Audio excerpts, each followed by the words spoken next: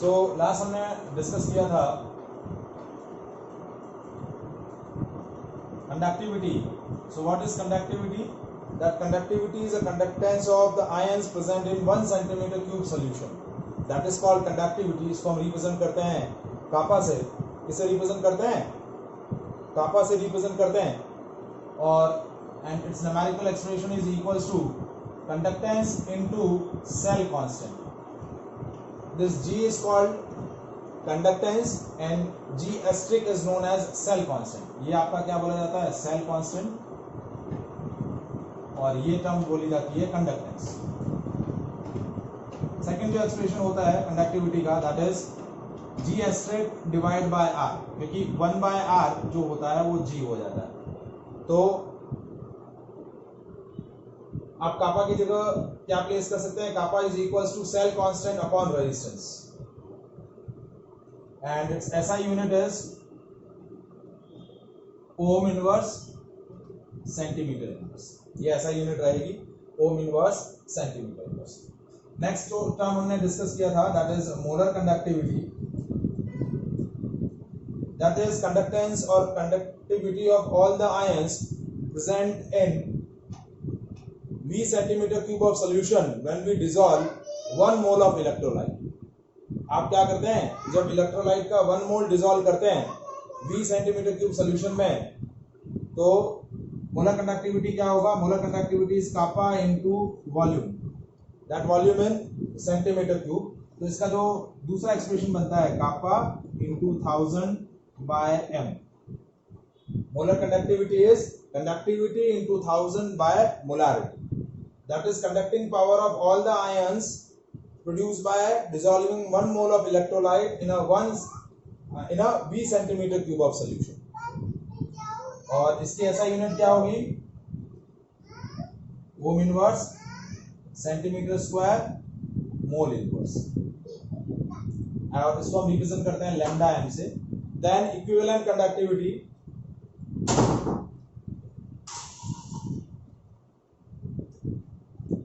Equivalent conductivity is lambda eq and that is equals to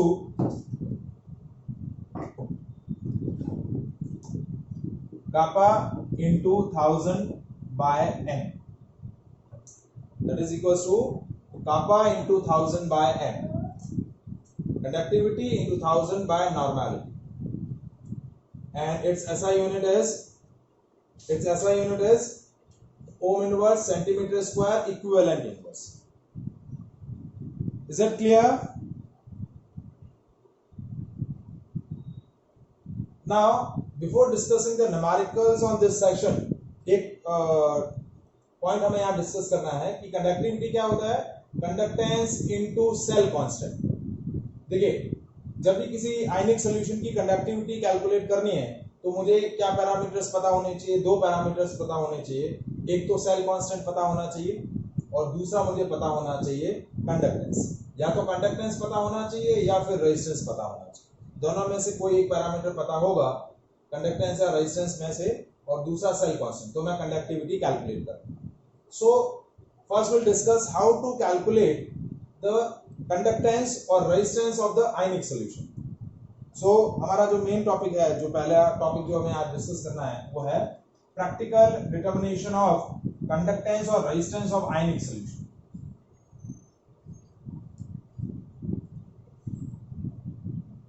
Practical determination of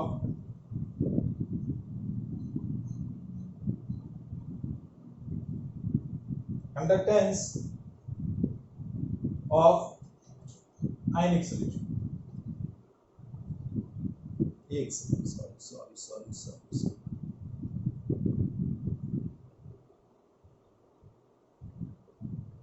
conductance को हम represent करते हैं G से.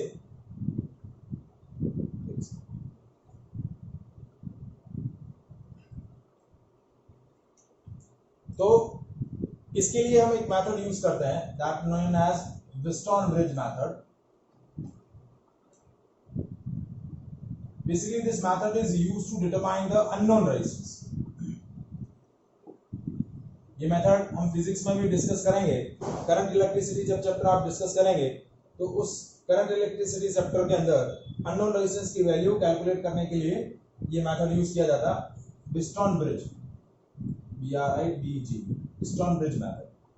तो इस व्हिटस्टोन ब्रिज मेथड के अंदर क्या होता है, 4 रेजिस्टेंसेस जो है they are arrange like this manner, इस तरीके से ब्रिज के फॉर्मेट में अरेंज होते हैं, R1, R2, R3 और R4। यहाँ आपका सोर्स ऑफ बैटरी लगा रहता है, ठीक है, और ये R1 है, ये R2, ये R3, ये R4, और यहाँ एक गैलोमीटर कनेक्ट रहता है, ये S2 और यहाँ ये S1, 2 स्विच होता है, S1 और S2। सो क्या टेक्निक रहती है व्हिटस्टोन ब्रिज के थ्रू अननोन रेजिस्टेंस कैलकुलेट करने की। ये चार अननोन, ये जो 4 रेजिस्टेंस हैं R1, R2, R3 and R4, इसमें से 3 रेजिस्टेंसेस हमारे को नोन होते हैं, चौथा रेजिस्टेंस हमारे लिए अननोन रहता है। Now we arrange these resistances like that the ratio of R1 upon R2 is equals to R3 upon R4. That is the condition of balanced Wheatstone bridge. हम क्या करते हैं, एक ऐसी न्यूमेरिकल सिचुएशन अरेंज करते हैं जिसकी वजह से ये व्हिटस्टोन ब्रिज क्या हो जाए, बैलेंस हो जाए। और बैलेंस व्हिटस्टोन ब्रिज की कंडीशन क्या होगी, R1 upon R2 का रेशियो R3 upon R4 के रेशियो के क्या रहेगा, इक्वल रहेगा। Whenever the Wheatstone bridge is balanced, then this galvanometer connect in the circuit showing a zero deflection। तो हम क्या करते हैं, ये जो चारों रेजिस्टेंसेस हैं, चारों रेजिस्टेंस में से 3 रेजिस्टेंस तो हमारे पास नोन होते हैं, चौथा रेजिस्टेंस जो है वो इस अकॉर्डिंग हम वेरी करते रहते हैं कि हमारे को ये सिचुएशन मिल जाए। तो सपोज यदि आपका R4 अननोन है फॉर एग्जांपल, तो R4 की वैल्यू क्या हो जाएगी, R2 into R3 upon R1। ये मेरा क्या हो जाएगा, अननोन रेजिस्टेंस का value. Whenever the Wheatstone bridge is balanced, then unknown resistance is R2 into R3 upon R1। अब ये व्हिटस्टोन ब्रिज किस तरीके से आयनिक सॉल्यूशन की रेजिस्टेंस या कंडक्टेंस को कैलकुलेट करता है, वो हमें डिस्कस करना है मेनली। तो हम क्या करते हैं, इस व्हिटस्टोन ब्रिज की जो 4 आर्म्स हैं, उन 4 आर्म में से, जैसे 4 आर्म्स को हम लेबल कर लें, जैसे ये A, ये B, ये C और ये D। तो इन 4 आर्म में से हम क्या करते हैं, आर्म AB के अंदर हम क्या कनेक्ट कर देते हैं, हमारा एक सेल जिसको हम क्या बोलते हैं, conductivity cell, in which our ionic solution is placed। जिस आयनिक सॉल्यूशन की कंडक्टेंस या रेजिस्टेंस हमें कैलकुलेट करनी है, उसको एक स्पेसिफिक सेल के अंदर हम क्या कर देते हैं, प्लेस कर देते हैं। उस सेल को हम क्या बोलते हैं, कंडक्टिविटी सेल। कंडक्टिविटी सेल क्या होता है, it consists of our ionic solution whose conductance or resistance is to be calculated। that ionic solution is placed in a container। ये कंटेनर होता है, उस कंटेनर के अंदर हमारा आयनिक सॉल्यूशन है, और इस आयनिक सॉल्यूशन के अंदर 2 प्लेटिनम इलेक्ट्रोड्स हैं which have a uniform cross section and far apart from each other by a finite distance। तो ये हमारा जो अरेंजमेंट है, मतलब आयनिक सॉल्यूशन डायरेक्टली यहाँ प्लेस नहीं करते, आयनिक सॉल्यूशन के अंदर इस तरीके से 2 inert electrode, platinum electrode insert करके ये कंडक्टिविटी सेल बनाया, और ये कंडक्टिविटी सेल हम क्या करेंगे, यहाँ एक आर्म में कनेक्ट कर देंगे, और दूसरा यहाँ जो हमने यहाँ बैटरी लगा रखी है, इस बैटरी की जगह हम यहाँ क्या कनेक्ट कर देंगे, एसी सोर्स कनेक्ट करेंगे। डीसी सोर्स क्या करता है, आयनिक सॉल्यूशन की कंडक्टिविटी को चेंज कर देता है, क्योंकि अमाउंट ऑफ आयंस चेंज हो जाएंगे तो कंडक्टिविटी चेंज हो जाएगी, क्योंकि कंडक्टिविटी प्योरली किस पे डिपेंड करती है, number of ions present in the solution. तो in place of DC we are using AC. यहाँ एसी सोर्स कनेक्ट करेंगे, और जिस कंडक्टिविटी सेल में हमारा आयनिक सॉल्यूशन प्लेस्ड है उसको एक आर्म में कनेक्ट कर देंगे। अब हमारा अननोन रेजिस्टेंस ये है, ये R1 अननोन है, तो अब R1 की वैल्यू कैसे आएगी, R1 is equals to R2 into R3 upon R4। तो ये आपका अननोन रेजिस्टेंस R1 है, which is known as basically resistance of conductivity cell. तो इस तरीके से प्रैक्टिकली आप क्या करेंगे, व्हिटस्टोन ब्रिज मेथड से आयनिक सॉल्यूशन का रेजिस्टेंस कैलकुलेट करेंगे, and reciprocal of resistance is basically conductance. पहले रेजिस्टेंस कैलकुलेट होगा, और रेजिस्टेंस के रेसिप्रोकल टर्म क्या कैलकुलेट हो जाएगी, conductance. Is it clear? So this is a way to calculate the conductance or resistance of ionic solution practically. Is there any doubt? ठीक है, so this method is known as Wheatstone bridge method.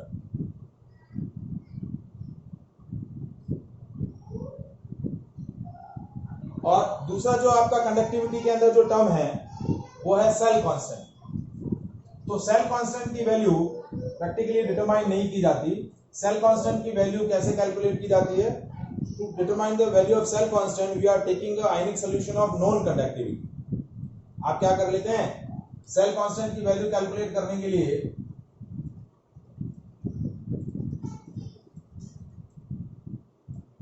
एक non conductivity वाला आयनिक solution ले लेते हैं जिसकी conductivity non है। तो कंडक्टिविटी अपॉन कंडक्टेंस क्या हो जाएगा, सेल कांस्टेंट। क्योंकि सेल कांस्टेंट क्या होता है, आप दो अलग अलग आयनिक सॉल्यूशंस ले रहे हैं, उन आयनिक सॉल्यूशन की सेल कांस्टेंट वैल्यू हमेशा क्या रहेगी, सेम रहेगी। क्योंकि सेल कांस्टेंट क्या होता है आपका, L/A, length of the separation between the electrons divide by the area of cross section of electron. तो हम जो डिफरेंट कंसंट्रेशन के आयनिक सॉल्यूशंस ले रहे हैं, they are placed in a two platinum electrodes which are separated by a finite distance and having a uniform cross section. तो same platinum electrode है, same area of cross section है और उनके बीच का गैप भी सेम है। तो हम क्या करेंगे, सेल कांस्टेंट की वैल्यू कैसे कैलकुलेट करेंगे, we are taking a electrolytic solution of non conductivity. तो उसकी कंडक्टिविटी को सेल कांस्टेंट से डिवाइड कर देंगे, सॉरी कंडक्टिविटी को कंडक्टेंस से डिवाइड कर लेंगे, तो उससे आपको क्या मिल जाएगी, सेल कांस्टेंट की वैल्यू मिल जाएगी। और वो सेल कांस्टेंट की वैल्यू जितने भी इलेक्ट्रोलाइटिक सॉल्यूशंस हैं उनके लिए, जितने भी आयनिक सॉल्यूशंस हैं या इलेक्ट्रोलाइटिक सेल हैं उनके लिए आप बाय डिफॉल्ट यूज कर सकते हैं। Is it clear? ठीक है, तो हमने तीन फॉर्मूले डिस्कस किए, conductivity, molar conductivity and equivalent conductivity. First will discuss the numerical on that section. ठीक है, सो फर्स्ट क्वेश्चन आपको दिया हुआ है कि resistivity of 0.8 molar solution of electrolyte is 5 × 10⁻³ ohm into centimetre. Calculate the molar conductivity of the solution. आपको क्या दिया हुआ है, resistivity of 0.8 molar solution of an electrolyte is 5 × 10⁻³ ohm into centimetre. Calculate the molar conductivity. अब देखिए molar conductivity क्या होता है, λm = kappa × 1000/c या बाय m। तो मोलैरिटी आपको क्या दे रखी है, 0.8 मोलर। ठीक है, कंडक्टिविटी आपको नहीं दे रखी, कंडक्टिविटी के बजाय आपको क्या दे रखा है, रेसिस्टिविटी ऑफ इलेक्ट्रोलाइट। रो क्या है, रेसिस्टिविटी ऑफ इलेक्ट्रोलाइट, और that is equals to 5 × 10⁻³ ohm into centimetre. ये आपको दे रखा है। तो कंडक्टिविटी क्या होगा, conductivity is a reciprocal of resistivity. Conductivity is reciprocal of resistivity. ये हो गया 1/5 × 10⁻³। ये हो गया 10³ डिवाइड बाय 5, तो 10 × 100 डिवाइड बाय 5। ये हो गया 200 ओम इनवर्स सेंटीमीटर इनवर्स। ठीक है, ये आपका क्या आ गया, कंडक्टिविटी। अब molar conductivity λm is kappa × 1000/c।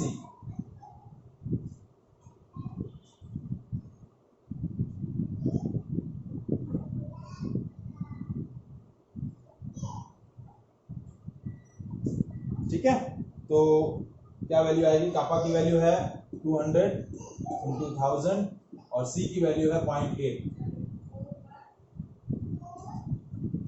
ये हो गया 10, ये 100 और ये 4 और ये हो गया 25। तो 25 into 10⁴ Om inverse centimetre square mole inverse. 25 into 10⁴ Om inverse centimetre square mole inverse. So that is the value of molar conductivity. Is it clear?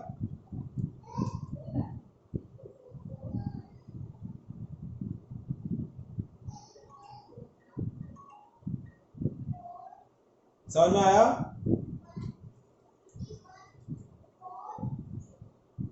ठीक है। Now next question. Specific conductance of a decinormal solution of KCl is 0.0112 ohm inverse centimeter inverse. Resistance of the cell containing the solution is 55 ohm. Calculate the cell constant. Question क्या है? Repeat कर रहा हूं मैं। Specific conductance of the decinormal solution of KCl is 0.0112 ohm inverse centimeter inverse. The resistance of cell containing the solution is 55 ohm. Calculate the cell constant. आपको क्या calculate करना है? सेल कांस्टेंट की वैल्यू कैलकुलेट करनी है। तो देखिए cell constant की वैल्यू कैसे कैलकुलेट होगी।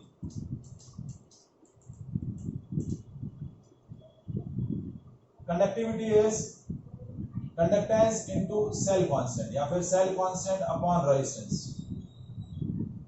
तो सेल कांस्टेंट हो जाएगा कंडक्टिविटी इनटू रेजिस्टेंस। क्या हो जाएगा? Conductivity into resistance.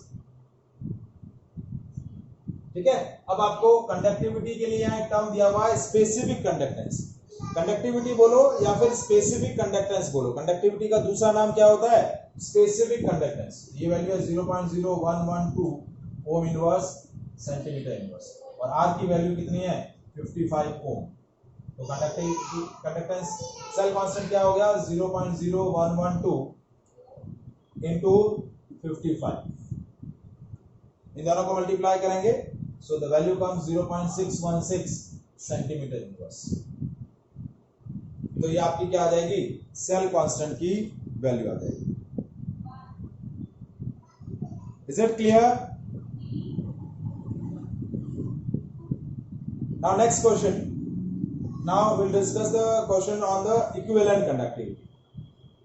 Now question again क्या है? देखिए resistance of 0.01 normal solution of an electrolyte is 210 ohm. Calculate the equivalent conductivity of the solution if the cell constant is 0.88 centimeter inverse. क्या दे रखा है? Cell constant 0.88 centimetre inverse. तो equivalent conductivity का formula क्या है? एक सेकंड होल्ड करो। क्वेश्चन क्या है? देखिए क्वेश्चन है resistance of 0.01 normal of solution of electrolyte is 210 ohm. Resistance आपको क्या दिया है? 210 ओम। ठीक है। इसकी आपको इक्विवेलेंट कंडक्टिविटी कैलकुलेट करनी है और सेल कांस्टेंट आपको दिया हुआ है 0.88 सेंटीमीटर इनवर्स। ठीक है। तो इक्विवेलेंट कंडक्टिविटी क्या है और आपको नॉर्मलिटी क्या दे रखा है? 0.01 नॉर्मल। ये आपको नॉर्मलिटी दे रखी है। इक्विवेलेंट कंडक्टिविटी होता है कापा इंटू 1000 बाय एन।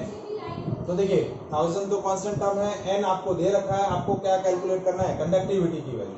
और कंडक्टिविटी क्या होता है? कंडक्टेंस इनटू सेल कांस्टेंट या फिर cell constant upon resistance. Cell constant भी दिया हुआ है, रेजिस्टेंस भी दिया हुआ है। तो पहले कापा की वैल्यू कैलकुलेट कर लें। तो दैट इज 0.88 डिवाइड बाय 210। ये आपका कापा की वैल्यू आ गया ओम इनवर्स सेंटीमीटर इनवर्स में। इसको सॉल्व करने की जरूरत नहीं है क्योंकि हमें exactly calculate lambda equivalent calculate करना है। ठीक है। तो ये वैल्यू हो गई 0.88 इंटू 1000 डिवाइड बाय 210 इंटू 0.01। क्योंकि देखिए ये आपका वैल्यू है कापा का 1000 बाय n, ठीक है, ये कैंसिल, ये हो गया 88,000 डिवाइड बाय 210, क्या हो गया 88,000 डिवाइड बाय 210, तो ये 0 से ये 0 कैंसिल, 8800 डिवाइड बाय 21, ठीक है, इसको सॉल्व करेंगे, so that is 419 Om inverse centimetre square equivalent inverse, that will be the value of equivalent conductivity. Is any doubt?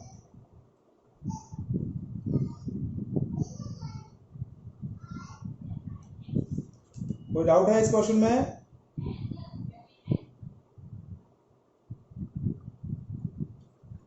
ठीक है, अब हम क्या कर रहे हैं, अब एक ऐसा सेल ले रहे हैं जिसके अंदर दो डिफरेंट इलेक्ट्रोलिटिक सॉल्यूशंस हैं, तो उन दोनों इलेक्ट्रोलिटिक सॉल्यूशन के लिए सेल कांस्टेंट की वैल्यू फिक्स रहेगी।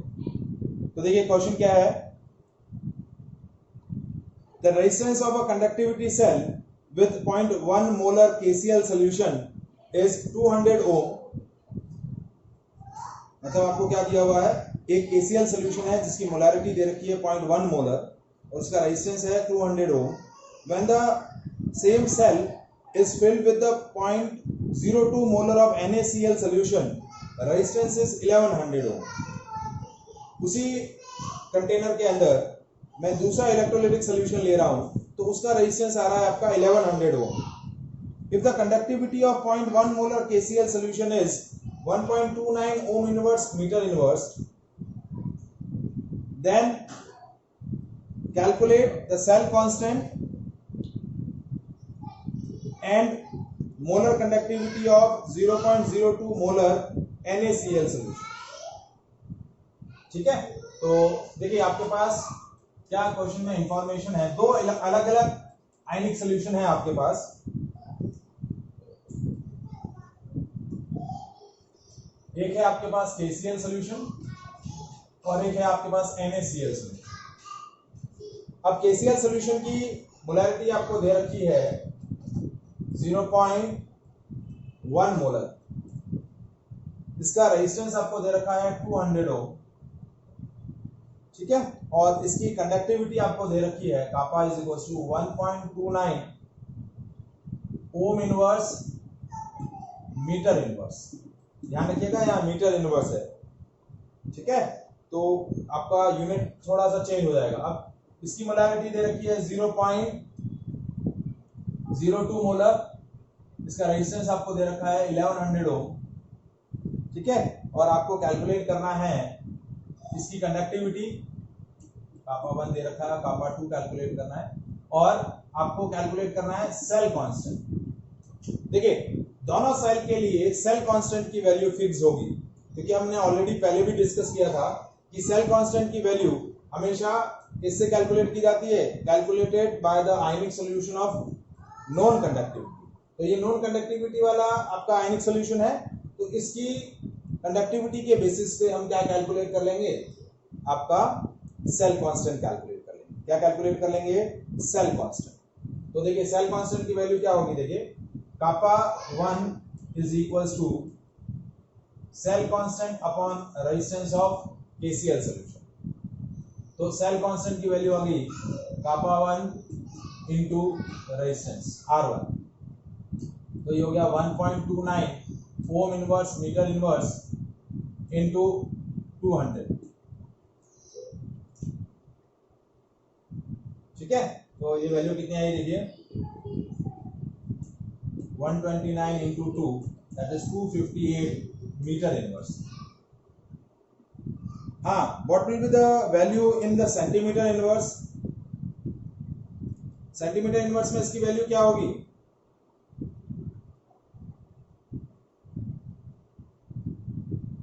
सोच के बोलिए।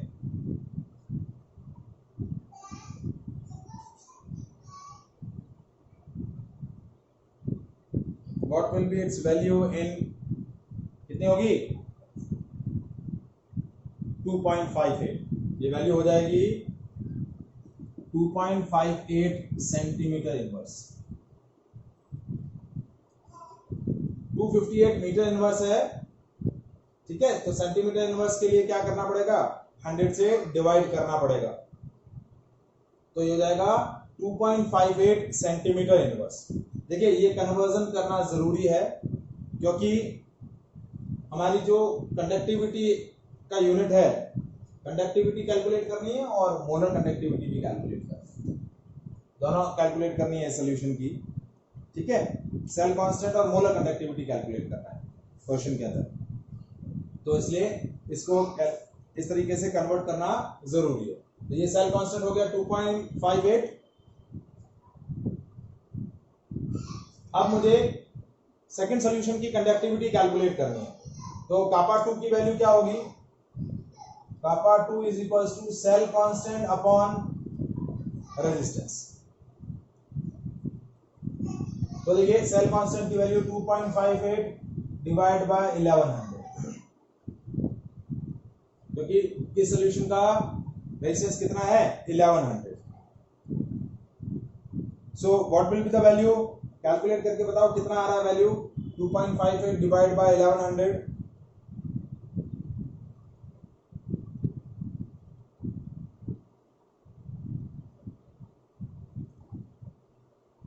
258 divided by 11 into 10 to the power minus 4.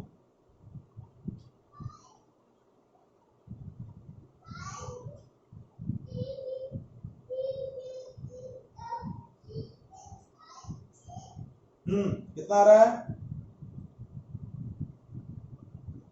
258 है ना, तो 11 1 11 2 22 58, 11 3 23.5 into 10 to the power minus 4, तो इसको कर लेते हैं 0.235 into 10 to the power minus 2, 0.235 into 10 to the power minus 2 ohm inverse centimetre inverse, Om inverse centimetre inverse. ये कापा 2 की वैल्यू आ गई 0.235 into 10 to the power minus 2 ohm inverse centimetre inverse. अब मुझे कैलकुलेट करनी है लैम्डा एम की value, तो lambda M की वैल्यू कैसे कैलकुलेट होगी सेकंड सॉल्यूशन के लिए, lambda M is equal to kappa 2 into 1000 by m 2, तो ये हो गया 0.0235 into 0.235 into 10 to the power minus 2 into 1000 divided by 0.02। ठीक है, तो ये कैसे आया देखिए 0.235 into 10 divided by 0.02, ये कैंसिल 100, ये भी कैंसिल, ये 1000 से ये 1000 कैंसिल, ये आ गया आपका लैम्डा एम इज सिंपल 235/2, 100 कितना आया 117.5 ओम इनवर्स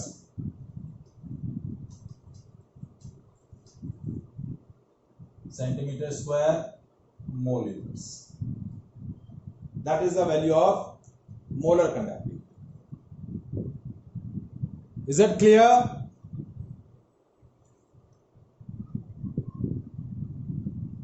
समझ में आया? So these variety of questions basically asked in molar conductivity and equivalent conductivity and conductivity. तो देखिए नर्स इक्वेशन के ऑप्शन में जो दूसरा क्वेश्चन बनता है वो ये बनता है, इसके साथ एक और एप्लीकेशन आती है, एक लॉ हम डिस्कस करेंगे आगे, Kohlrausch law and its application, वो हमारा नेक्स्ट टॉपिक ही है, इसके बाद वाला ही टॉपिक है, तो वो हम जब डिस्कस करेंगे तो उसके अंदर नर्स इक्वेशन के ऑप्शन में दूसरा जो क्वेश्चन है वो conductivity, molar conductivity and the applications of Kohlrausch law किस सेक्शन पे बनता है। Is there any doubt? ठीक है, आगे करें।